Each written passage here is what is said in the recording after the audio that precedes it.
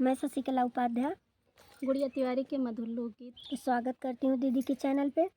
तो दीदी हमसे मिलने के लिए आई हैं, तो प्लीज़ हमारा रिक्वेस्ट है कि दीदी के चैनल पे जाइए और अपना प्यार दुलार दीजिए ताकि इनका भी चैनल मोनो हो जाए। तो मैं एक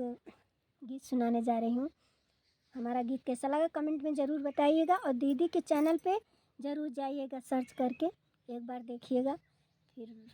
कमेंट में बताइएगा कि आप सबको लोग ये गीत कैसा लगा। मेरी चलती जुबान पिया रुकती नहीं, मेरी चलती जुबान पिया रुकती नहीं,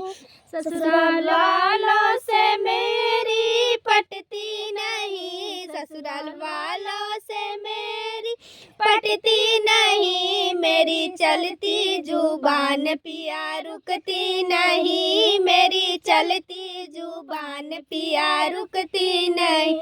चाहे सास कहे चाहे ससुरु कहे, चाहे सास कहे चाहे ससुरु कहे, छोटी ननदी की बात असर करती नहीं, छोटी ननदी की बात असर करती नहीं, मेरी चलती जुबान पिया रुकती नहीं,